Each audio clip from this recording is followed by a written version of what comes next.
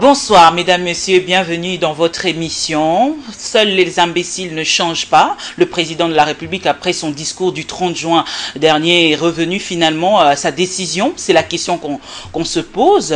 Joseph Kabila a proposé 4 noms aux Nations Unies, justement pour la médiation, soit la facilitation au prochain dialogue. Ce dialogue qui sera convoqué très prochainement.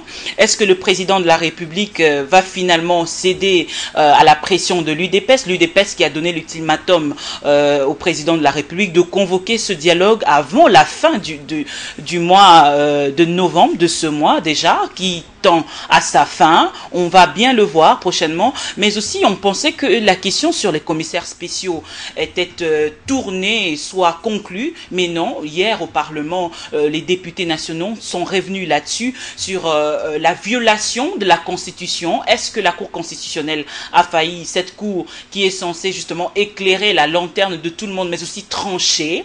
Eh bien, toutes ces différentes questions seront soulevées au cours de cette émission. Nous allons aussi parler du processus électoral avec le rapport de l'OIF. Mesdames, Messieurs, très heureuse de vous savoir très nombreux en train d'attendre votre émission. Le regard de ce soir sera porté sur Monsieur Ingele Photo. Bonsoir, honorable, et bienvenue. Vous êtes l'actuel modérateur de la dynamique de l'opposition, cette dynamique qui constitue une force au sein de l'opposition. Bienvenue dans cette émission, Monsieur Ifoto, comment allez-vous? Très bien, madame. Juste une précision, je suis modérateur AI parce que le mandat est celui de mon collègue Jean-Claude Vouemba. Pour des raisons de santé, il a voulu me confier cette charge et je le remercie en passant. Alors, vous êtes modérateur AU, c'est-à-dire que vous assurez la modération actuellement de la dynamique de l'opposition. Aujourd'hui, cette dynamique peut-elle être considérée comme une plateforme événementielle, momentanée, ou finalement on peut conclure que la dynamique a un avenir? Très bien, vous posez la question sur l'avenir, mais la question qu'on pose pour voir si l'avenir est heureux ou pas, si l'issue dans laquelle nous sommes engagés, elle est la bonne, c'est d'abord connaître pourquoi sommes-nous là-bas. Le combat que nous menons, c'est un combat noble.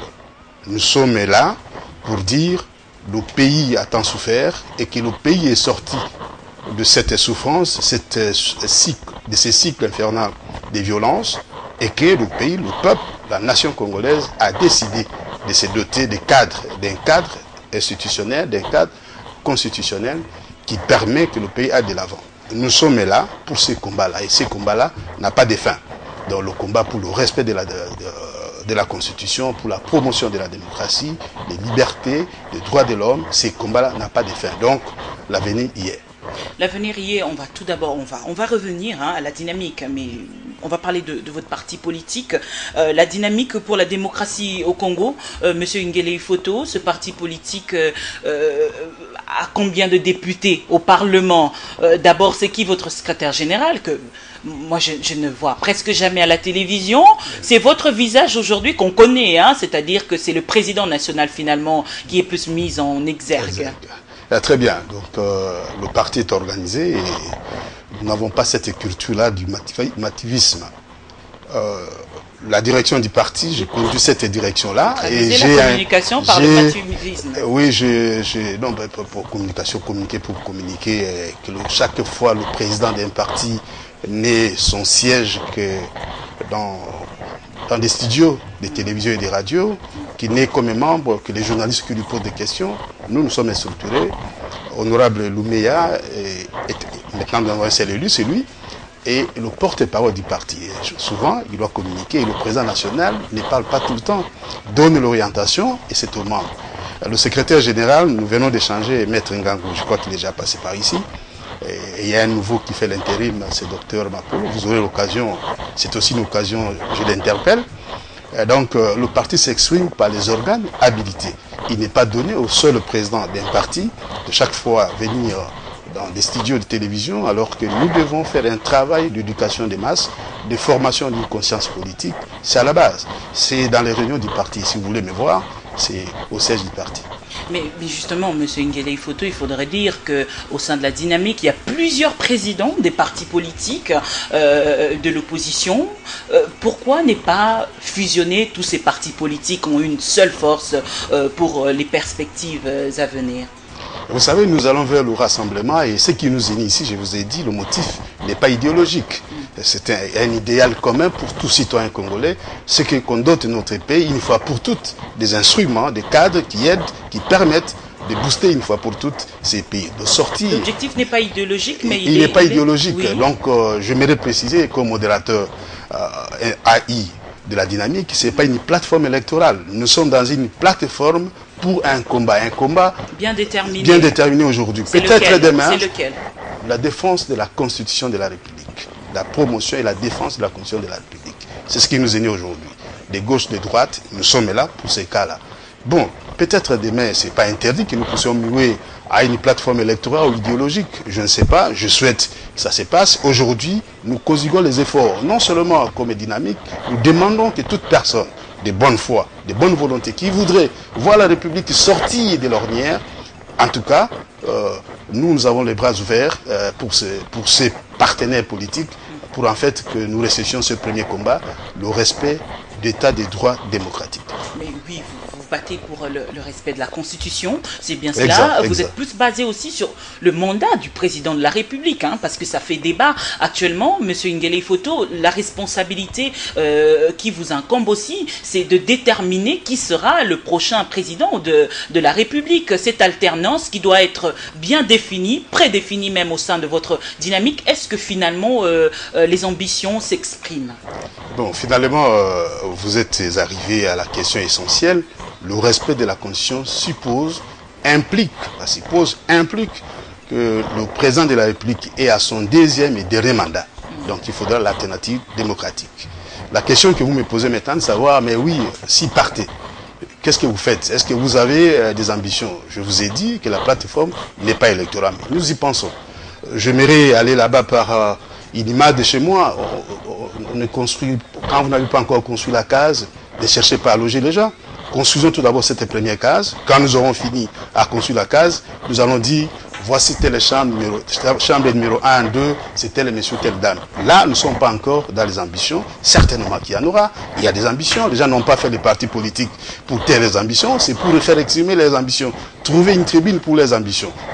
En tout cas, les dynamiques offrira certainement cette tribune. Le moment les opportun. Ambitions ne doivent pas non plus être démesurées, monsieur Ngele Photo. Vous l'aviez bien dit, là, vous ne faites que compléter. Cela dit, tout le monde ne peut pas être candidat. Nous aurons ainsi, comme l'image que je vous ai donnée, on aura construit la case. Et après, on va voir qui peut, qui mesure. Peut-être la porte ne vous conviendra pas. Par votre taille. Il y a des sources proches de la dynamique qui affirment qu'il y aurait une guerre de leadership déjà au sein de la dynamique. De la dynamique. Voilà, pour éviter, minimiser ces ambitions-là qui sont légitimes, pour minimiser l'égocentrisme, qu'est-ce que nous avions fait à la dynamique? Nous avions voulu que la structure dirigeante soit souple. C'est ainsi que la modération, elle est rotative. Ça nous permet, de nous connaître. Ok? Chacun dirige, on le voit diriger, on le voit parler, on le voit comment il peut rassembler les amis, comment il peut mener les amis. La capacité de gestion. C'est le mot, madame, c'est le mot, vous me passez le mot. C'est cette capacité managériale. Et nous allons, une fois nous découvrons aussi, ça nous permet, en faisant le tour de rôle de siège en siège, d'une personne à l'autre, ça nous permet la socialisation. Oui. Voilà. Donc, ce que nous cherchons, cette socialisation avant que nous puissions nous lancer dans un combat et savoir avec qui on peut aller. Alors, vous venez de dire, le premier combat, c'est le respect de la Constitution. Exact. Aujourd'hui, est-ce que vous êtes conscient du fait que on est déjà en plein glissement, que le glissement est déjà presque consommé et qu'il y a impossibilité de respecter la Constitution, c'est-à-dire qu'il y ait organisation des élections au respect du délai constitutionnel. Êtes-vous conscient de cela? Conscient du fait qu'on ne peut pas organiser l'élection présidentielle? Non, je ne suis pas conscient. Je suis conscient tout simplement que s'il y a la bonne volonté, sur le plan politique, l'élection présidentielle, cette élection dont le délai est contraignant de par la volonté du constituant, cette élection-là, on peut l'organiser dans le délai constitutionnel. C'est là où je suis conscient. Là où je ne suis pas conscient, c'est de penser qu'on peut aller comme cela, sans élection, et continuer de transition en transition, fût-ce de 3 jours. Ça ne passera pas, madame. Ce n'est pas évident. Ce n'est pas cette période ici où nous avions avancé. Sinon, c'est un recul, c'est un déni de démocratie. Nous avions accepté tous, par la volonté des constituants, et tous nous avions voté, 85% des citoyens congolais ont voté cette constitution, soumis à référendum. Mais comment voulez-vous qu'aujourd'hui, nous revenions sur cette question-là? Mais aussi, une autre question, c'est chaque fois, nous parlons de l'impossibilité de l'organisation de cette élection. Qui en est responsable? Comment sommes-nous arrivés là-bas? Pourquoi sommes-nous arrivés? C'est cette question-là symétrique qui s'impose à l'esprit. Oui, allez-y, répondez à la question. Voilà, c'est qu'il y a une famille politique, c'est du chef de l'État, il ne faut pas s'en cacher. Donc la responsabilité incombe à ceux qui ont le pouvoir, au régime de Kinshasa, qui n'a pas la volonté de quitter le pouvoir, qui a la volonté manifeste de s'éterniser au pouvoir. Que répondrez-vous à ceux qui pensent que la responsabilité est partagée? Le Parlement a eu un retard pour le vote de la loi électorale et le calendrier électoral qui est une conséquence de la loi électorale a été publié dans des conditions que vous connaissez avec beaucoup de précipitations, etc. Et la CENI qui a publié un calendrier avec un fichier biaisé, parce qu'il doit avoir réaménagement du fichier, et le gouvernement de la République qui dit aussi ne pas avoir le moyen. Finalement, qui est victime de ce qui arrive aujourd'hui? Je crois que votre question a plusieurs aspects. Je vais commencer par le premier aspect de dire qui en est responsable. Nous avons une majorité. Qu'on soit au Parlement, on ne le soit pas, il y a une majorité, et c'est la majorité qui dirige. Quand on est minoritaire, ne comptez pas, vous pouvez compter aux esprits indépendants pour faire aboutir un projet. Mais pas compter sur, je n'ai pas de mots, je trouve tout simplement des gens qui puissent se faire d'eux-mêmes comme des caisses de résonance. Ça c'est un. Comment sommes-nous arrivés là-bas? Nous sommes en 2011, et c'est chaque fois cet éternel recommencement. Chaque fois qu'on arrive à l'échéance, à la fête de l'échéance, on invente une possibilité de révision constitutionnelle. Nous sommes en 2011. On a révisé la constitution de la façon dont vous connaissez, cavalière, illégale, inconstitutionnelle. Mais le mot on a révisé. Cet article était révisable. Une minute. Monsieur Nguele, une minute. Qu'est-ce qu'on a révisé qui était révisable? Oui, bien sûr. Mais qu'est-ce qu'on a révisé? On a réduit les 2 tours à 1 tour. Ce qui ne nous a pas permis d'organiser à temps des élections provinciales. Parce que dans la Constitution et dans la loi électorale, l'organisation des élections provinciales coïncidait. Aller avec le deuxième tour. Mais il n'y a pas eu violation de la Constitution. Mais j'ai dit les manœuvres qui nous amènent aujourd'hui, pas parce que la révision est permise, que vous devez le faire à n'importe quel moment et à n'importe quel objectif. La traçabilité. Voilà. Donc, ça nous a amené à un problème. Le premier retard, c'est celui-là. Qui en est responsable? La majorité. Vous avez évoqué les élections provinciales. Mais, madame, nous sommes allés déposer des candidatures. Il n'est resté que la publication des listes des candidatures. Où en sommes-nous aujourd'hui? Mais dans l'entretemps, on n'a pas l'argent, mais nous avions sorti de terre des immeubles qu'on appelle peu intelligents, intelligibles, ou quelque chose comme cela, qui n'étaient pas dans le budget de l'État. Vous parlez de manque de moyens. Mais oui, le budget pour la CENI, 2012, 2013, 2014, nous sommes en 2015 aujourd'hui. Ces budgets-là, pour le taux de décaissement, c'est à peu près 25%. Mais pour le président de la République, ça 60%. Pour la primature, 400%. Où est la volonté de les faire? Et tout ça, vous dites tous, nous sommes responsables parce qu'il y a le Parlement, il y a des responsabilités. Et en démocratie, dans un État de droit, le principe des responsabilités et des redevabilités doivent être démises. Alors, justement, Monsieur Nguele Ifoto, qu'est-ce que vous direz par rapport à ce que le gouvernement avance comme argument aujourd'hui? Il faudrait que la CENI puisse rassurer avec un calendrier réaliste, applicable, avec un fichier qui rassure, Monsieur Nguele Ifoto, pour que finalement le gouvernement débloque de l'argent, puisque le gouvernement, c'est un gouvernement responsable aussi. Ah bon? Mais qui est irresponsable dans les conditions qui ont été décrites ici? Vous pensez qu'il y a quelqu'un qui est irresponsable? Sinon, c'est le gouvernement qui est irresponsable. Le gouvernement n'a pas répondu aux assignations budgétaires, par exemple, lui allouées. Et la CENI n'a pas de problème. La CENI, on l'a déclaré. N'a pas des parts des responsabilités. Non, dans ça, oui, la CENI comme structure, j'aimerais vous dire qu'on a décapité la CENI. Vous avez vu ce qu'on a déstructuré la CENI. Tout cela, c'est dans une planification donnée. Ne me dites pas que ce qui nous arrive n'est pas planifié. C'était bien conçu, planifié et c'est bien exécuté. Donc, la CENI, c'est parce que la CENI elle-même ne s'assume pas. Vous avez vu quelqu'un de la CENI dire, bon, on attend que le dialogue se fasse avant que nous commencions le calendrier. Où est-ce écrit Où est-ce qu'on trouve cela? La CENI, c'est une institution d'appui à la démocratie indépendante. Et c'est quoi l'indépendance? Dans des questions techniques, la CENI propose. N'oubliez pas que la CENI nous a déjà amené une feuille de route. Ça s'est discuté où? À l'Assemblée, parce que c'est à l'Assemblée que la CENI doit faire son rapport. La feuille de route a été rejetée. La CENI est venue avec un calendrier partiel. Le débat, on l'a eu, les politiques. On a rejeté le calendrier électoral partiel, on a eu un calendrier global. Mais qu'est-ce qui bloque? L'argent dont on nous parle, pour changer la constitution la première fois, on nous a dit les élections vont nous coûter 700 millions de dollars, ici on fait un seul tour, ça ne nous coûtera pas autant, etc., etc. Où sommes-nous? Le reste de l'argent qu'on avait prévu pour les élections provinciales, personne ne sait où ça se trouve. Donc manifestement, il y a une volonté de ne pas parvenir à l'échéance. Monsieur Nguéri Photo, la plupart des personnalités de votre dynamique, justement, évoquent le fait qu'il y a déjà une commission tripartite au sein de la Commission électorale nationale indépendante et que cette idée-là devait évoluer ainsi. Mais déjà, depuis que cette commission-là a été mise en place, quels sont les résultats? Voilà, cette commission, ces cadres-là de concertation de la tripartite, nous voulions qu'on les réactive, nous a donné des résultats. Nous sommes passés de la feuille des routes au calendrier partiel et finalement nous sommes tombés d'accord sur le calendrier global. C'est le produit. Exactement, c'est le produit de ces concertations-là. La CENI a un cadre. Et vous êtes journaliste, vous avez assisté chaque fois qu'on appelait les partis politiques de l'opposition et de la majorité. La CENI, et nous voudrions ici pour dire des amis de la société civile, sont des observateurs. La société est à titre d'observateur.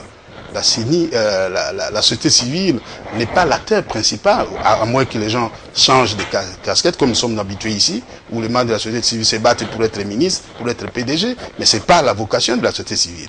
Donc, reste comme observateur pour nous tous, et pour la majorité, et pour l'opposition. La société civile est là, comme un miroir, qui nous renvoie toujours le message, notre image. Voici ce que vous êtes, messieurs, par rapport à ce que vous deviez être. Ça aurait dû être le rôle de la société civile. Nous avions donné des résultats. Nous sommes parvenus à ces résultats-là. Mais malheureusement, on a décapité à ce moment-là, que la CENI commençait à nous recevoir, comme vous avez vu, qu'on a décapité la CENI, qu'on a déstructuré, qu'on a dérangé, on a désorganisé la CENI, en fait, pour justifier le retard qu'on voudrait avoir pour dire les élections présidentielles ne sont pas. Nous demandons au moins ces élections-là, présidentielle, législative, on pourra avoir la possibilité de combiner avec les provinciales, mais au moins l'élection présidentielle législative nationale, que ces élections soient organisées dans le délai. Alors, M. Nguéri Photo, au préalable, la CENI est composée d'abord confession religieuse, opposition, majorité, société civile. Déjà, c'est l'ensemble de tout le monde. Finalement, la commission tripartite, elle est composée de la majorité, opposition. Finalement, qu'est-ce qu'il faut faire? Quelle structure qu'il faudrait mettre en place pour que les choses puissent aller mieux? Très bien, votre question a une réponse, comme nous disons pour tout ce qui est le reste, le respect des textes, le respect des règles du jeu. Si nous avions respecté, la CENI serait indépendante, ne serait pas inviodée ou se faire infioder par elle-même. Parce que là, nous passons à une démission des membres de la CENI qui oublient que c'est une institution indépendante. Qui est membre de l'opposition à la CENI, il n'appartient plus à l'opposition. Moi, j'ai vu les gens faire demander à quelqu'un, parce qu'il vient de la majorité, il faut quitter le poste. Où est l'indépendance de la CENI? Si nous restons dans le respect des textes, nous n'aurions pas ces problèmes. Mais justement, une petite question pour éclairer la lanterne de la population, Monsieur Nguéri Photo. Lorsque quelqu'un est issu d'un parti politique et ce parti politique-là, on voit la Commission électorale nationale indépendante, cette personne devient indépendante, n'est-ce pas? C'est bien cela. Donc cette personne-là n'a plus de lien avec son parti politique. C'est coupé. C'est coupé. Si on se respecte, c'est comme le juge. C'est sur base des textes. C'est comme le juge. Le juge est issu d'une famille donnée. Qu'il a formé, qu'il a élevé, qu'il a formé, il a sa licence, son diplôme, comme juriste, et puis il est engagé. Donc, le juge là, va dépendre maintenant de l'autorité qu'il avait désignée. Non, quand il est là, il n'a que la loi devant lui. Il n'a que sa conscience devant les textes. Donc, les membres de la CENI se comporteraient de cette façon-là, malheureusement. Même nous, les acteurs politiques à l'extérieur, on dit, c'est notre membre qui est là-bas. Mais vous ne l'avez pas envoyé, madame, messieurs, pour faire votre volonté. C'est pas pour faire notre volonté. Ailleurs, on n'a pas besoin de la CENI. On a besoin tout simplement de l'administration. Oui, là c'est la logique, mais la loi, qu'est-ce que dit la loi, justement? Rien, ils ont un mandat. Donc c'est-à-dire... Rien, personne n'intervient sur leur désignation, sur leur départ, sauf les cas prévus par la loi. Le lien se coupe. Coupé. Le nombril n'existe pas. Alors, on va revenir justement à ce qu'on a dit tout à l'heure.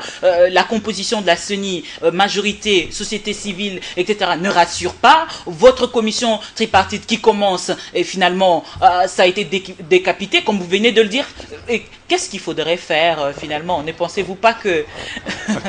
Nous avons l'éternelle question oui. et l'éternelle réponse. Il n'y a pas deux façons de faire. Le respect des textes. Ah, vous revenez encore. Il n'y a pas deux réponses. Le respect des textes, le respect des règles du jeu. Et mais qui ne respecte pas le texte? Je vous ai dit, c'est la majorité. Ceux qui dirigent aujourd'hui sont dans la majorité. Non, c'est-à-dire par rapport à votre processus, le processus que vous avez commencé au sein de la CENI. Je vous dis, c'est la majorité. C'est la majorité. En faisant quoi exactement? Mais vous avez vu comment ils ont chassé, comme des poissons pourris, ils ont chassé les gens de la CENI. En disant, c'est la majorité, c'est notre poste, etc. Il faut démissionner. On a forcé à la démission. Pourquoi? Ça cache quoi? Si la majorité ne craignait rien, parce que la société civile, et notre société civile, bravo à l'Église catholique, une certaine société civile inféodée à la majorité. Ce n'est pas normal. C'est pas normal. On n'est pas fiers de cela.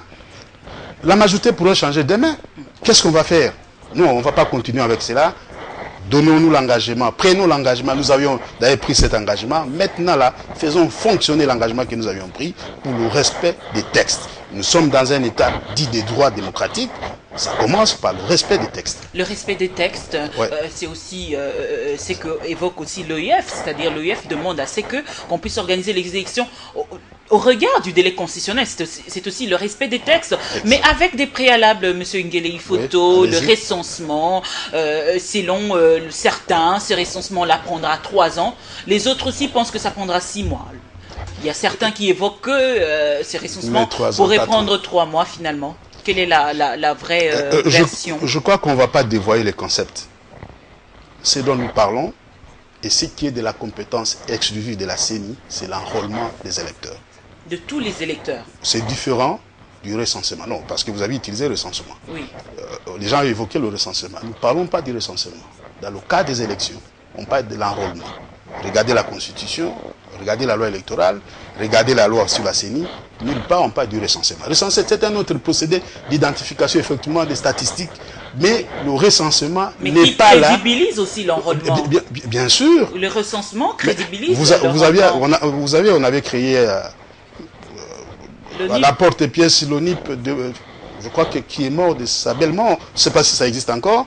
Hein, on avait créé ça tout simplement pour oublier le message. Le message, le seul que nous avons, c'est la CENI s'occupe de l'enrôlement. C'est ce qu'elle a commencé depuis que nous sommes là. Nous sommes maintenant au 4e cycle, 3e cycle de l'élection présidentielle. Nous avions travaillé comment? Toujours avec l'enrôlement, opéré par la CENI. Pourquoi vous revenez sur le recensement? Le recensement ne concerne pas que la CENI. Encore que la CENI peut se servir des résultats d'un recensement. S'il y en a, ces recensements nous coûtent le temps que vous savez.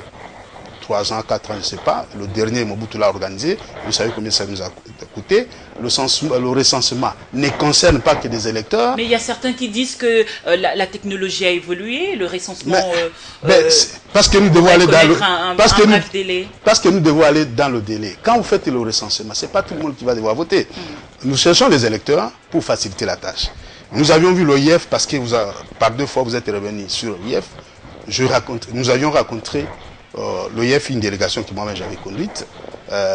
Et quand nous avions rencontré l'OIF avec nous, à l'ensemble de la CENI, tous nous savions que le fichier de 2011, celui qui nous avait produit 33 millions, après que nous avions 25 millions en 2006, 33 millions d'électeurs, que ces fichiers-là étaient corrompus. C'est-à-dire que les choses qui étaient là, à l'intérieur de ces fichiers, n'étaient pas catholiques. Et l'OIF nous a proposé ceci. Après l'audit externe. Oui, programmé, prévu par la CENI, sollicité par la CENI. L'OIF, on n'a pas à le présenter, sa crédibilité à la matière, son expertise à la matière. L'OIF nous a dit, écoutez, après le toilettage, disons après l'audit, voici ce que je recommande. Le fichier qui est là, après toilettage, 3 recommandations importantes et vous pouvez faire les élections, vous pouvez avoir un enrôlement dans 3-4 mois. 1. Il faudra enrôler des nouveaux majeurs. C'est leur droit, de par la Constitution. 2. Il faut opérer le traquage informatique. Où il y a des morts qui sont déjà morts, des mineurs qui avaient voté, des militaires, parce que notre loi ne permet pas aux militaires et aux policiers de voter. Enlever tous ces noms-là. 4. Les doublons. Il faut cette opération des doublons. Et il nous a dit qu'il n'en reste que 450 000. Il n'en reste que 450 000. 0,0, je ne sais pas, par rapport au nombre d'électeurs. Donc l'OIF a conclu que c'est possible d'organiser les élections. Tout simplement, oui. En résumé, il nous a dit, oui, l'OIF nous a dit, c'est possible si vous avez la volonté politique. Parce que la volonté politique, c'est le dialogue, monsieur Nguele Ifoto. Donc, vous allez me dire que chaque fois nous allons à l'élection présidentielle, il faut un dialogue. Donc, en 2011, il n'y avait pas de dialogue. Il n'y avait pas de dialogue. Pour que la CENI... Là, vous êtes face à un blocage. Il faudrait le reconnaître, vous, les politiques. Hein. Pourquoi ne voulez-vous pas voir la réalité en face? Mais qui ne voit pas la réalité? C'est vous qui ne voulez pas indexer le responsable. C'est vous qui ne voulez pas voir la réalité en face. Nous lui disons que dans 3 mois, l'OIF nous dit on peut faire ça, ça. Voici ce que l'OIF nous dit pour l'enrôlement. Donc, vous confiez à l'OIF, c'est l'OIF qui vous rassure. On a fait l'audit, si vous voulez, madame. Il y a des normes dans la gestion. C'est le rapport de l'audit externe. Elle nous dit ceci. Ce n'est pas un secret pour personne. Pour cette opération d'enrôlement et traquage, etc., ça peut près, il y a quelque part 40 millions d'euros, parlons de 60 millions de dollars, pour cette opération-là. Donc, il y a un appui technique, l'OIF est là avec la CENI et d'autres partenaires, il y a l'appui financier avec des partenaires, et il y a l'appui logistique avec la MONUSCO qui pourra mettre tout ce qu'elle a comme logistique en contribution. Donc, on peut bien faire ça. Mais vous voyez, à ce moment-là, attendent que le fichier soit réaménagé. Mais oui, mais justement, pour le réaménager, nous avons besoin de l'appui technique de l'OIF qui vous dit, dans cet argent-là, tout peut se faire dans 3 mois. On a beaucoup traîné sur le processus électoral, qui est un sujet très important d'ailleurs. Aujourd'hui, même la CENI encourage les politiques à aller dialoguer. L'institution organisatrice, M. Nguele Ifoto, ne concluez-vous pas que c'est plus que nécessaire aujourd'hui d'aller au dialogue? Voilà, c'est apprendre à un vieux singe comment grimper. La CENI n'a qu'à s'occuper des questions techniques. Pourquoi la CENI elle-même veut politiser cette question qui est technique? À la place de la CENI, voici ce qui aurait dû être fait. J'ai un projet de calendrier. Si j'organise l'élection, voici le temps et le coût. Si je fais ceci, etc. Si je fais ceci, etc. Nous avons les contraintes sur le plan constitutionnel d'organisation des élections 30 jours, 90 jours avant la fête du marché de l'État. Je prends le calendrier le plus réaliste, c'est celui-là. Les autres élections, ça c'est la CENI. Elle n'attendra pas un dialogue quelconque. Mais la CENI a déjà fait le calendrier. Combien de fois? Il y a eu un dialogue.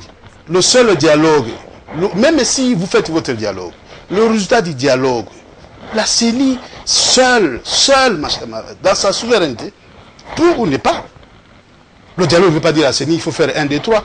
Qu'est-ce que le dialogue dira au président de la République? Les généraux que vous avez nommés sont plus d'un même coin, il faut les changer. Vous allez faire ça là-bas? Vous allez lui demander de ne plus signer les ordonnances pour nommer les ministres, etc. Parce que ce sont des compétences dévolues au chef de l'État. Ces compétences-là sont dévolues à la CENI, un point barre. Monsieur Nguele Ifoto, vous vous battez pour l'intérêt général, c'est bien cela? Bien sûr. Et aujourd'hui, si les textes rentrent en confrontation avec la réalité, qu'est-ce que vous allez faire? J'aimerais tout simplement qu'on nous dise quel est le texte qui entre en contradiction avec la réalité. Que le président n'ait pas voulu, ne soit pas exprimé pour dire, mon dernier mandat c'est chez lui-ci, mes chers frères et sœurs, organisons la passation pacifique du pouvoir. Quand le président n'a pas dit ça, c'est le texte qui gêne ou c'est lui qui énerve le texte? Enfin, je vous ai dit, n'ayez pas peur d'indexer les responsables. Et le président est le premier des responsables. C'est ce qui nous arrive. S'il y a une situation qui nous arrive... Il n'est pas victime du glissement créé par le Parlement qui a eu le retard, la CENI avec son fichier biaisé, le gouvernement aussi de la République qui avance des arguments qui sont très paradoxaux. Finalement, il n'est pas victime de cela. Donc c'est lui les responsables. Vous voulez que je répète Non, ne répétez pas. Le statut du chef de l'État, non. Le président de la République, c'est lui le garant du bon fonctionnement des institutions. Si le président s'était rendu compte, quelque part, la machine n'est pas où il est, c'était le moment du président de la République de prendre courage et d'annoncer à la nation, après consultation de cette institution, pour faire remarquer à la nation que telle institution ne marche pas. Il faut une solution. Mais qu'est-ce que nous assistons? Assistons-nous à une crise institutionnelle aujourd'hui? Si vous la voyez, dites-le moi. Il n'y a pas une crise institutionnelle, donc c'est la mauvaise foi. Vous rejetez le dialogue, Nguele Photo, en votre qualité de modérateur AI, de la dynamique de l'opposition, vous rejetez le dialogue en bloc. Pas seulement à ma qualité de modérateur AI, je vous dis en âme et conscience que ce dialogue, il est inopportun. Et j'ai l'autorité de le dire, j'ai l'autorité de le dire parce que j'assume quand même les fonctions de modération de la dynamique, que la dynamique considère que c'est, comme elle a toujours dit, que ce dialogue est inopportun. Mais quelques membres de votre dynamique, quelques membres de votre dynamique ont dit qu'ils peuvent bien aller au dialogue, mais si ce dialogue n'est pas piégé, ils ont au moins donné le préalable. Cela ne vous engage pas. Ça, vous m'apprenez. Je présidais pas plus tard qu'hier, j'ai présidé de la dynamique, et nous sommes allés vérifier si le consensus est au beau fixe. Il est au beau fixe. Tous nous avions dit, pas question d'aller à un dialogue que nous appelons nous-mêmes un dialogue piège, une sorte d'attrape, nigo, c'est un marché de dupes. Alors, le plus grand parti politique de l'opposition, l'UDPS, est prêt à aller au dialogue, vous le savez, mais avec l'ultimatum donné, hein, c'est-à-dire avant la fin de ce mois, M. Nguele Photo, ils ont dit qu'ils vont appeler à la rue, mais vous, par contre, vous étiez à la rue, dans la rue le 19, 20, 21, sans l'UDPS. Vous allez aussi aller lorsque l'UDPS va appeler en solidarité de l'opposition. Non, mais l'UDPS a un allié, c'est la majorité, et là, ne me demandez pas moi d'apporter un jugement de valeur sur le choix politique de l'UDPS. Si l'UDPS appelle les populations à pouvoir se soulever... Pour faire quoi? Si l'alliance ne marche pas, mais là c'est entre eux. Si l'alliance ne marche pas, et les deux qui sont dans une déclaration d'amour, c'est entre eux. Ils ne vont pas brandir l'article 64, mais oui, ça n'a rien à voir. Ils ont le droit. C'est comme ce qu'on recommande à tous les citoyens congolais. Le droit de protester, de se soulever, s'il vous plaît, d'aller contre tout individu, groupe d'individus qui voudrait prendre le pouvoir, non dans les normes prévues par la Constitution. C'est un droit citoyen. Il est sacré. Donc si l'UDPS fait ces combats-là, bravo, bravo, bravo, il faut l'encourager. Et M. Nguele Photo, aujourd'hui, si Etienne Tshisekedi revenait et qu'il dialoguait avec le président Kabila, oui. Et que, bon, on est en train d'envisager une hypothèse et que la Constitution est changée, vous allez rester là, dynamique, subir les conséquences. Ah, peut-être c'est un conseil que vous me donnez, qu'on attend non, pas c'est une question. De subir. Vous êtes là seulement, vous attendez subir les conséquences. Votre souci, c'est le nôtre, qu'il faut anticiper. Nous n'allons pas subir. Je n'ai pas votre souci, c'est une question. C'est le nôtre, voilà, la question aussi a toujours une partie des réponses. Et donc... c'est l'appel que je peux lancer aux amis de la dynamique. Il ne faudra pas que nous subissions les événements. Il faut savoir les anticiper. Et madame, dans un peu de temps, sous peu, la dynamique va sortir un canevas des actions amenées pour exactement quelles ces genre élections. D'actions on peut connaître au moins quelles sont vos impressions? Pacifique, démocratique, ce qui est prévu par la loi, parce que nous prenons le respect des textes. Donc nous allons faire ce qui est dans la mesure, l'espace qui nous sera donné par le texte. Et qu'est-ce que vous avez déjà fait qui a abouti finalement? Apparemment, vous voulez que ça vienne de moi, mais vous m'aviez parlé du 19 janvier. C'est dans la mémoire de chacun des Congolais. On a été capable de mobiliser, mais il y a eu manipulation. Il y a eu manipulation. Les sources proches de l'ex-Katanga affirment qu'il y a eu un paquet qui serait venu du Katanga pour venir financer les groupes de jeunes. Vous avez manipulé les jeunes et tout pour se soulever finalement. Madame, je crois que là, on était Nguele Photo, Vital Kamerhe, Fayulu, mon ami Jean-Claude Vouemba, Sesanga, qu'est-ce que je n'ai pas cité ici, Moïse Kongolo, Kalele, tout ce monde-là, on nous a manipulés. Donc pour vous, ici il n'y a rien. On n'a pas d'une seule dignité, on ne peut pas faire ces combats citoyens, on l'a toujours fait. On l'a toujours fait, je parle de mon cas, je l'ai toujours fait. Depuis 90, je suis sur le terrain, sauf que le combat a changé de méthode. Donc je n'ai plus la fougue de la jeunesse. Mais vous allez penser vraiment qu'on peut nous manipuler. Seul, on manipule l'opposition. Mais ceux qui racontent n'importe quoi à la télévision, à la radio, sont manipulés par qui? Vous avez voulu qu'on nous manipule, pourquoi? La défense de la Constitution, c'est l'article 64. Il faut qu'on nous manipule. Et parmi nous, ces acteurs-là, nous sommes aussi les gens qui ont participé à l'élaboration de cette Constitution. Qu'est-ce que vous nous apprenez? Que nous revendiquions notre droit, il faut qu'on nous manipule. Il faut qu'on nous pousse à le faire. Qu'est-ce que vous faites exactement? Parce qu'aujourd'hui, on voit... c'est vraiment ridicule. S'il vous plaît, on voit... C'est le voleur qui crie au voleur. On voit que beaucoup de structures... Bon, entre autres, l'EUF dit qu'il y a possibilité d'organiser les élections dans les délais constitutionnels. Mais de l'autre côté, on prône pour le dialogue. Et le Premier ministre qui vient au Parlement et qui parle d'un budget réservé au référendum, est-ce que tous ces faits-là ne vous interpellent toujours pas pour vous dire qu'il y a quelque chose qui se prépare, Monsieur Ngele-Foto? Très bien, vous avez bien chuté. Tous ces éléments nous motivent, justifient notre attitude pour dire ces dialogues-là, c'est un dialogue piège. Le décor est planté.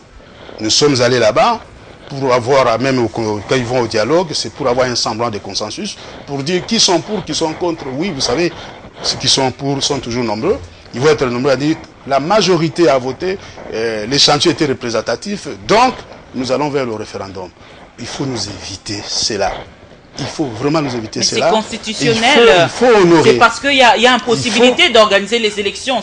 Qu'est-ce qui est constitutionnel? Qu'est-ce qui est constitutionnel? Le mandat du chef de l'État, il est au dernier mandat, aller au troisième, c'est constitutionnel, c'est où? C'est écrit où? Qu'il fallait au référendum pour voir. C'est verrouillé ces matières-là. Le référendum est constitutionnel. Oui, il est constitutionnel. Mais il ne concerne pas le mandat du chef de l'État. Là, c'est verrouillé. Ne commettons pas la bêtise. Non, quand on fait le référendum, tout c'est déverrouillé, c'est tout naturellement. Les référendums, c'est pour procéder à la mise en place d'une nouvelle constitution, c'est-à-dire d'une nouvelle république.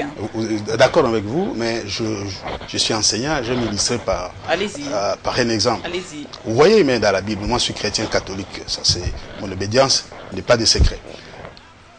Il y a eu le jardin d'Éden. Et le bon Dieu, dans son amour, a dit à Adam et Ève, tout, mangez tout, mais sauf de ces fruits-là. Les fruits de cet arbre-là, il ne faut pas. C'est ça l'article 220. Tout, on peut faire, sauf ça. Si vous voulez toucher aux fruits défendus, faites-les et les conséquences sont visibles, sont incalculables. Mais les autres l'ont fait. On a vu, le président Denis Sassou Nguesso l'a fait calmement et il est libre aujourd'hui. Même François Hollande a dit qu'il avait le droit de consulter son peuple. Pourquoi pas Joseph Kabila? Très bien. Comparaison n'est pas raison. Dans la constitution d'en face, parce que je l'ai lu, nulle part, cette constitution n'est pas rigide. C'est-à-dire qu'elle n'a pas de matière verrouillée. La nôtre, par contre, a un fruit défendu. C'est 220, n'y touche pas. C'est différent, il ne faut pas comparer les deux choses. Mais si on change toute la Constitution, je reviens, M. Ngele-Foto. Vous changez tout. Si on change toute la Constitution. Vous changez tout. Vous changez, et alors, même tout. Ceux qui sont verrouillés, c'est des verrouilles, naturellement. Et non. Ce qui est verrouillé est verrouillé. Et je vous ai parlé de l'arbre avec le fruit de cet arbre-là défendu. Non, au milieu du jardin d'Éden. Au milieu du jardin, mais si on change des jardins, il n'y a plus de fruits. Il y a plus de fruits. Donc, si on change des jardins, il n'y a plus de fruits. Bien sûr, c'est ça la logique. La suite, c'est nous sommes restés pêcheurs. J'allais dire pêcheurs. Donc, le fruit, pour cela, je ne milite pas pour la mort de la démocratie. Changer cela suppose la dénaturation, si vous voulez, la mort de la démocratie. C'est suicide collectif. Je ne suis pas preneur, je m'y opposerai. En faisant quoi? 64. Le contenu est là, 64. 64, on a vu justement, c'est-à-dire aujourd'hui, l'opposition, vous criez haut et fort, 64, l'article 64, aujourd'hui, il y a eu une nomination des commissaires spéciaux. Aujourd'hui, l'opposition considère cela comme une violation flagrante de la Constitution, en dépit du verdict de la Cour constitutionnelle, M. Ngele-Foto. Très bien, l'opposition a raison. Tous ces cas de frustration, madame, il faut éviter d'aller de frustration en frustration. Toutes ces frustrations accumulées vont ressortir en nous la révolte. Et la révolte n'est pas l'ami de la paix. La révolte est l'ami de la violence. Pourquoi cela? Pour un seul individu? Pour un seul camp? L'avenir de ces pays, le présent et l'avenir de ces pays n'ont de sens que dans le respect de la Constitution, dans le respect des textes, dans le respect des règles du jeu. La Cour constitutionnelle, le verdict donné par la Cour, c'est la Constitution qui le dit. C'est irrévocable. Oui, mais c'est irrévocable. Elle a dit quoi? C'est irrévocable. La Cour constitutionnelle a donné le pouvoir au gouvernement d'aller prendre des mesures exceptionnelles. Exactement. Vous allez me dire que la Cour a fait là un régime d'expression, qu'il y a eu état d'urgence, ou je ne sais pas, état de siège. Mais les mesures exceptionnelles, c'est quoi? Il y avait des gouverneurs en place. Comme nous ne savons pas organiser l'élection des gouverneurs, vous qui êtes en place, restez jusqu'à l'organisation. C'est tout. C'était pas aller chercher. Comme le dit la Constitution même, hein, lorsque une institution, la nouvelle n'est pas encore l'ancienne, elle est là, comble le vide juridique. Vous attendez jusqu'à l'organisation des élections pour que ces gouverneurs qui sont élus, c'est ça la démocratie à la base, c'est ça la décentralisation. Il y a même un ministre d'État à la décentralisation, mais on participe à la mort de la décentralisation. Cet arrêt de mort, nous n'allons pas l'avaler facilement. Donc la Cour n'a pas failli. C'est le gouvernement de la République qui a mal procédé, parce que la Cour a donné la solution. On ne sait pas interpréter l'édition de la Cour, mais je constate tout simplement que là, la Cour peut revenir pour dire, c'est pas ce que j'avais demandé. Non. Mais si nous étions dans un état sérieux, madame, vous avez donné la réponse ici. On resterait ces gouverneurs, on punirait ceux qui se conformaient pas à la loi, on sanctionnerait positivement ou négativement. Je n'ai pas donné la réponse, s'il vous plaît, monsieur Nguele Photo. Je n'ai fait que évoquer un article de la Constitution. Je vous dis toujours, c'est dans une question, il y a une partie de réponse. Tout simplement, là encore, c'est un déni de démocratie. C'est un recul qui n'est pas acceptable. Et c'est une frustration de plus. Monsieur Nguele Photo, le problème vient d'où? De la Cour constitutionnelle ou du gouvernement? Puisque la CENI, le gouvernement avait un problème, ils sont allés à la Cour constitutionnelle, le sommet du sommet. La Cour constitutionnelle donne le pouvoir au gouvernement. Les commissaires spéciaux. Non, la Cour constitutionnelle, c'est-à-dire... Mais je vous ai répondu. Mais qui a failli? L'État congolais, ceux qui nous dirigent. Il n'y a pas une seule institution. Et c'est là où mais il y a séparation du pouvoir, s'il vous plaît. Quelle séparation du pouvoir? L'État congolais, c'est d'une manière générale. C'est la Cour ou le gouvernement. Je ne suis pas juriste, mais vous donner un seul élément. Comment la Cour a pu se saisir de cette question? C'est pas quel procédé? C'est quoi? La Cour s'est saisie, la CENI vient pour lui dire, interprétez-moi telle décision. C'est cela, la Cour, c'est ça son rôle, la Cour constitutionnelle. Les éminents juristes et des constitutionnels, des professeurs de droit, l'ont dit, je crois, dans votre antenne, pour démontrer que la Cour est allée au-delà de ses prérogatives. Finalement, je dis, c'est une frustration. Nous allons accumuler des frustrations et frustrations. Personne ne saura. Cette question doit être bien comprise par la population, les téléspectateurs. J'aime bien que mes téléspectateurs puissent comprendre. La Cour constitutionnelle demande au gouvernement d'aller prendre des mesures urgentes. Est-ce que la Cour devait préciser quelles sont ces mesures exceptionnelles, c'est-à-dire exactement où la Cour avait aussi possibilité de donner seulement au gouvernement, allez-y, prendre des mesures urgentes, peu importe les mesures que vous allez prendre, prenez-les. C'est ça la question. Merci beaucoup. Et quand je vous dis que vous donnez une partie des réponses, c'est parce que la Cour a dit ainsi, vous pouvez prendre n'importe quelle mesure qui viole la Constitution. Parce que la Cour vous a dit, prenez des mesures exceptionnelles. Mais ça, vous l'avez déjà dit. Voici ce que je dis. Quand la Cour a dit, si ils étaient de bonne foi, s'ils voulaient que nous avancions. Le gouvernement, oui. Le pouvoir. Je ne veux pas parler seulement du gouvernement. Oui, le gouvernement au sens large. Le gouvernement. Au sens large. Le gouvernement de la République, parce que le gouvernement, c'est le président de la République, c'est l'exécutif. Le président, le ministre avec ses ministres, tous ces cabinets-là, toutes ces institutions, c'est aussi le gouvernement. Le gouvernement, c'est ça. Si le gouvernement, je définis le gouvernement comme cela, l'ensemble, le pouvoir central... Le président de la République reste au-dessus. Il est aussi au gouvernement. L'institution, le gouvernement... Il est au gouvernement aussi. Allez-y. Parce qu'il préside le conseil des ministres, ça je ne vous apprends pas. C'est le gouvernement. Le gouvernement n'a pas voulu. Le gouvernement a commencé tout d'abord par nous envoyer une loi qui permettait qu'il y ait ce recensement que nous avions évoqué ici, qui pousse qu'à la fin, qu'on arrive à ne pas organiser des élections. Maintenant, on trouve une autre parade. C'est quand on a essayé de nous envoyer vers les élections provinciales, ils ont trouvé qu'ils ne gagnaient pas grand-chose.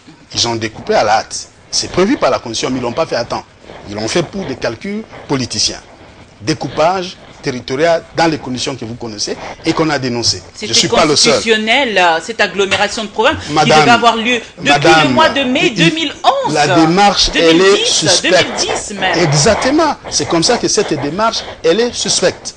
Depuis tout ce temps-là, on n'y a pas pensé. On le pense, et quand on essaie, tout d'abord, pour dégonfler certaines provinces, bien sûr, c'est diminuer aussi la contestation, ça nous connaissons, c'est la méthode, mais quand ils réalisent que l'élection des gouverneurs, les gens de l'opposition se sont bien positionnés, pour rafler la mise, ils ont changé.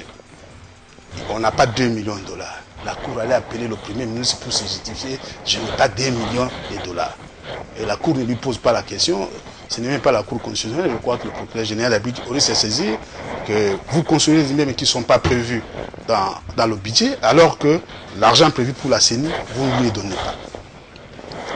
Ils terminent, disent, bon, écoutez, si nous laissons les choses comme cela, les anciens gouverneurs peuvent toujours nous poser des problèmes.